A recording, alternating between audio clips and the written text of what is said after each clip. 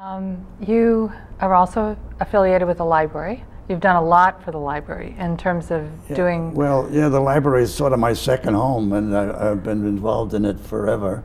And at the moment, it's just one of the best libraries. This is not boasting, but it's statistically true that the traffic in and out of the Westport Library is only second to, I think, Hartford, one of the biggest cities. And it's a wonderful director who is very innovative, and everything goes on there.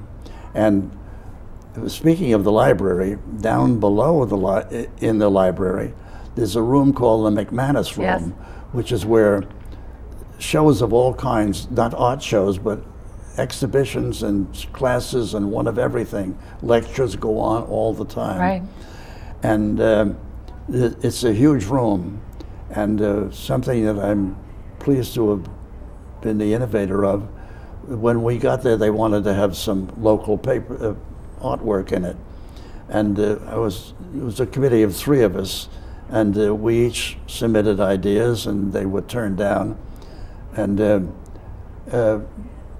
finally, the idea I presented was, instead of having paintings, which the library has several of in other parts of the building, just to have drawings in black and white, and only drawings.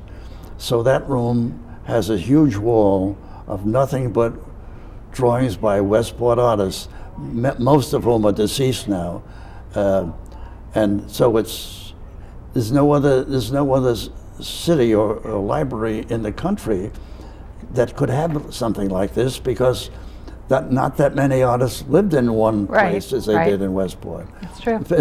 I've been asked, how come Westport became what it became? Well, it started with one person finding it years ago when it was a nice little country town, and had a friend of his, another artist, up for the weekend.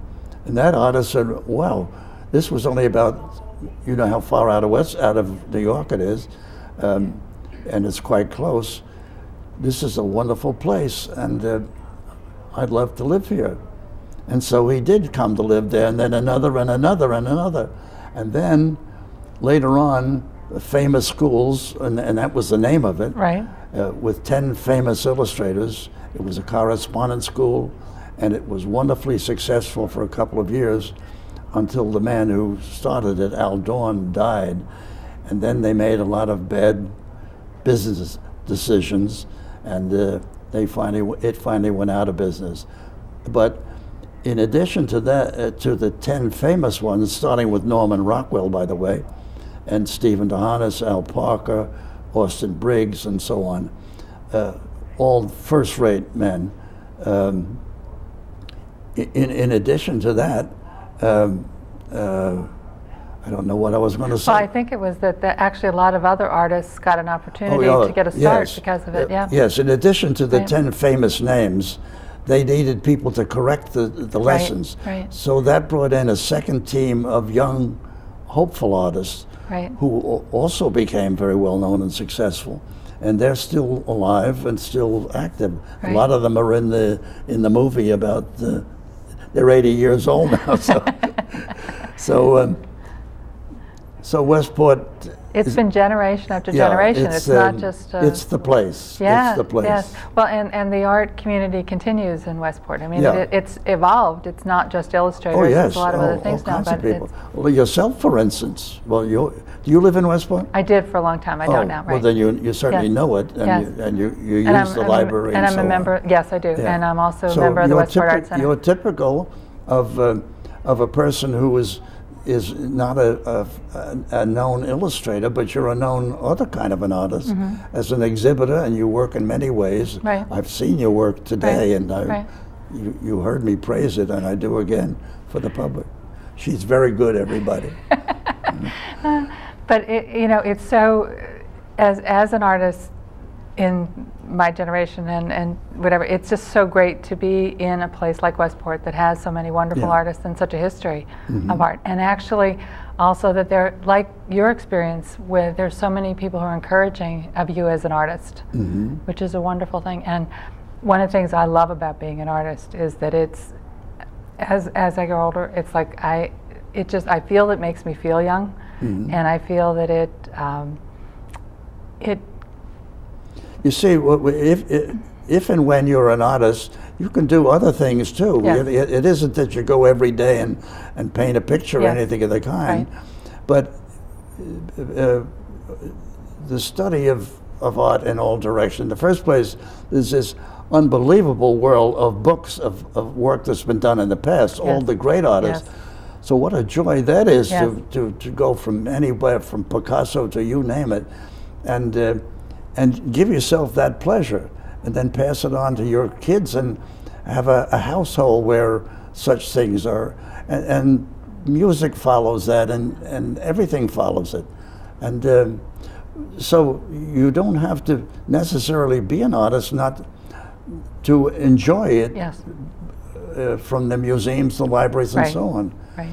So anybody here who's not an artist better start being one. We'll back it up. We'll back it up, yes.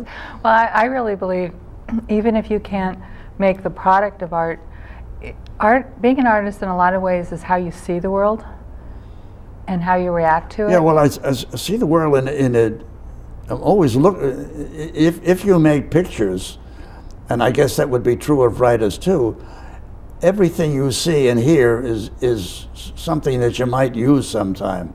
In today's New York Times, there's a picture on the front page of some terrible thing that's happening in another part of the world.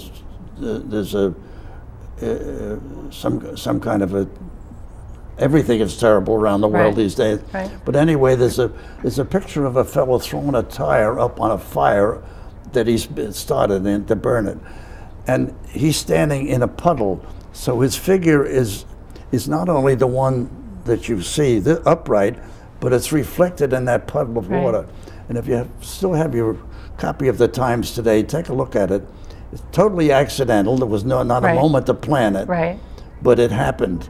And to see into things like that and to respond to it is part of what we artists do. Absolutely. And It's a way. It's actually one of the ways of finding beauty in things that aren't particularly beautiful. yeah, and it doesn't necessarily have to be beautiful, because the thing I've just described is Right, anything that's but what I'm beautiful. saying, right. It's death and fire and Right, destruction, but it is a moment that happened Right.